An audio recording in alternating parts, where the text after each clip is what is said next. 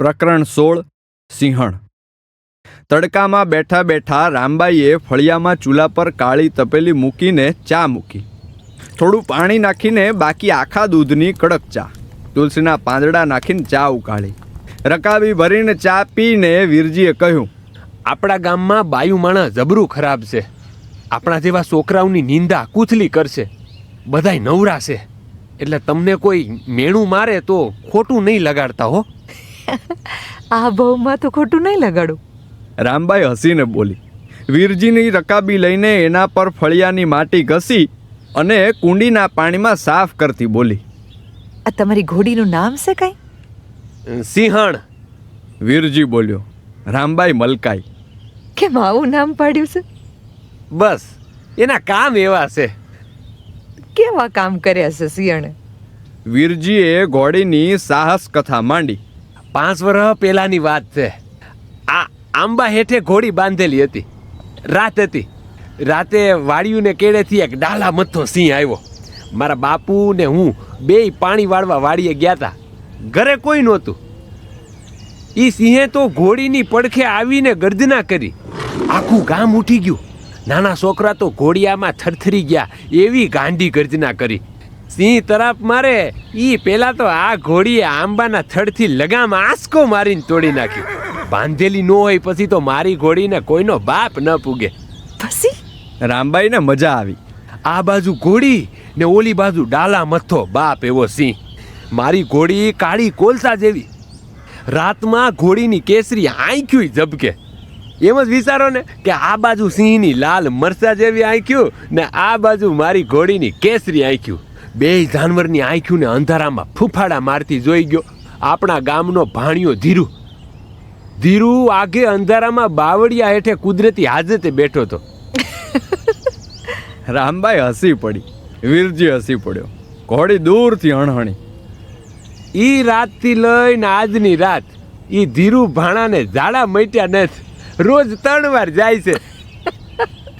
અરે રે, રામબાઈ બોલી અને વીરજીની બાજુમાં આવીને બેસી ગઈ. મને વાર્તાઓ બહુ ગમે. એ બોલી. વીરજીએ વાર્તા આગળ ધપાવી. અરે પછી તો મારી ઘોડી 2 ટાંગે ઊંચી થઈને હણહણી. આપણી કાઠિયાવાડી ઘોડીઓ જો ગાંડી થાય તો આગલા ટાંગા ઉપર કરે અને રાયડું નાખે. ઓલી બાજુથી ડાલા મથ્થો કેસરી દોડ્યો અને આ બાજુ 2 ટાંગે ઊંચી ઊભેલી મારી કાળી ઘોડી. ઈ સિંહ જેવો કૂદકો મારીને ઘોડીના ગળે ચોંટવા હવામાં ઊંચો થયો ત્યાં તો મારી ઘોડીએ એના આગલા 2 ટાંગાથી એવી જોરદાર ઢીક મારી કે ઈ ડાલા મથ્થાના દાંત તોડી નાખ્યા. ઈ તો હેઠો પડીને જમીનમાં આડોટવા માંડ્યો. 2 કલાક લગી પડ્યો રહ્યો. આ જોઈને ઓલો ધીરુ ભાણો માંડ ભાગતો ભાગતો તેના ઘરે પૂગ્યો. રામબાઈએ વીરજીને પહેલીવાર આટલા તાનથી બોલતો જોયો. બંને એકબીજાની સામે જોઈ રહ્યા. તે હાલો તમને મારી સિંહણ ઉપર સવારી કરીને તમારે મૂળ ઘર બાજુ લઈ જાઉં. વીરજીએ કહ્યું. રામબાઈ ખૂબ હરખાઈ ગઈ. ઉઘાડા પગે અને પહેરેલા કપડે સીધી જ ઘોડી પાસે જઈને ઊભી રહી ગઈ. કાળી ઘોડી રામબાઈને જોઈને હરખાઈ ગઈ અને પૂંછડી ફેરવવા લાગી. રામબાઈ ઘોડીની ડોકને ટેકે કૂદકો મારીને ઉપર બેસી ગઈ. વીરજીએ આંબેથી પોતાની ઘોડીને છોડી. વીરજી રામબાઈની પાછળ બેઠો, પણ આ ત્રણેયને જતા જોઈને ગાય ગાંડી થઈ.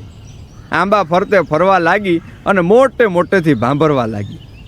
એટલે અમે પાછા આવશું, ક્યાંય નથી જતા. તને દોવા ટાણે તો આવી જ જાઉં. રામબાઈએ ઘોડી પરથી કહ્યું. ગાય શાંત થઈ ગઈ. વીરજીએ ઘોડીને વાડ કુદાવી અને ઘર બહાર કાઢી. એલી સિંહણ, તારો ફૂફાડો બતાવજે અમારા ઘરનાને. વીરજીએ પાછળથી ઘોડીને કહ્યું. અને વીરજીના શબ્દો સાંભળ્યા ત્યાં તો વીજળી વેગે ઘોડી આગળના પગેથી ઊંચી થઈ. રામબાઈ ઘોડીના ગળે બાથ ભીડીને ચોંટી ગઈ અને વીરજીએ રામબાઈની કમર પકડી રાખી. ઘોડી જાણે પોતાને પાંખો આવી હોય 2 પગે આગળ ચાલી, નાચી અને હણહણતી પાછી નીચે આવી. ત્રણેય હસી પડ્યા. ગાય અલવિદા કહેવા ભાંભરી. ધૂળિયા રસ્તે રામબાઈ, વીરજી અને ઉડતી ઘોડી પૂર્વ દિશામાં ચલાલા ગામ તરફ ઉપડ્યા. ચલાલાના પાદર પર જ્યારે ગામના લોકોએ 2 દિવસ પહેલા જ પરણીને ગયેલી છોકરીને આ રીતે આવતી જોઈ ત્યારે એકબીજાના કાનમાં વાતો કરી. હાગઠી શર્મિની છે. આદમી ભેગી ઘોડે બેઠી છે. ગાંડાના છોકરાય ગાંડા. આ બેયના મા બાપ ન થયું છે ને એટલે આ ફાઈટા ફરેસ. રાંડ હેઠી ઉતરે તો હારું, ગામ વશે ભોટીએ નથી પડતી. રામબાઈ ખૂબ ખુશ હતી. ઘર આવ્યું. ઘરની ખડકી ખુલ્લી હતી. ઘોડી અને વીરજી દૂર ઊભા રહ્યા. રામબાઈએ થોડો પણ અવાજ ન થાય એ રીતે ખડકીના મિજાગરા પાસેથી ડોકું કાઢ્યું. અંદર નાનો ભાઈ ખોડો ફળિયામાં ચૂલાની રાખને માટીમાં પલાળી રમકડા બનાવીને રમતો હતો. સાકર ઓસરીમાં બેઠી બેઠી પાટી પેન લઈને કશુંક લખી રહી હતી. રસોડામાં વાસણ ખખડતા હતા એટલે કદાચ પાની કશુંક રસોઈ બનાવી રહી હતી. રામબાઈ છુપા પગલે ફળિયામાં ગઈ. ખોડાનું ધ્યાન નીચે રમકડામાં હતું. ઓસરીમાં સાકરનું ધ્યાન પણ પાટીમાં હતું. રામબાઈ એકદમ ખોડાની પાછળ જઈને ઊભી રહી અને પાછળથી ભાઈની આંખો પર પોતાની હથેળી મૂકીને દબાવી દીધી. ખોડો ચમકી ગયો. હથેળીઓ એની આંખોને સ્પર્શી એવો જ તે બોલ્યો. ખોડાથી બોલાઈ ગયું અને તેણે તરત જ પાછું ફરીને જોયું. રામબાઈ ભાવુકતાથી ભાઈને પાછળથી ભેટી પડી. માં શબ્દ સાંભળીને ઓસરીમાં બેઠેલી સાકરે ઊંચું જોયું અને બહેનને જોઈ. સાકર તો પાટી પેન ફેંકીને દોડી અને દોડતા દોડતા રસોડા તરફ સાદ કર્યો. પાણી બેન, માં આવી.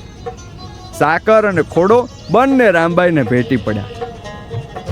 રસોડામાંથી દોડતી પાની આવી અને તે પણ તેમની આ માને જોઈને દોડતી ભેટી પડી. ખડકીએ ઊભો વીરજી આ ચારેય ભાઈ બહેનને ભેટતા જોઈને મનમાં ખૂબ હરખાયો. જાણે સાચે જ માં પાછી આવી. એ દિવસે રામબાઈએ બધા માટે રોટલા અને અડદની દાળ બનાવી. ડુંગળી, રોટલા, અડદની દાળ અને એક માટીની દોણીમાં રાખેલી ઠંડી છાશ બધાએ પીધી. સુખ દુઃખની વાતો કરી. રામબાઈ વીરજી 3 દિવસ ત્યાં રોકાયા. રોજે એક શેઠની વાડીએ કપાસ ઉતારવાની મજૂરીએ ગયા. જે મજૂરીના પૈસા ભેગા થયા એ બધા જ રામબાઈએ મોટી બહેનને આપી દીધા. વીરજી મહિનો ચાલે એટલું કરિયાણું લઈ આવ્યો.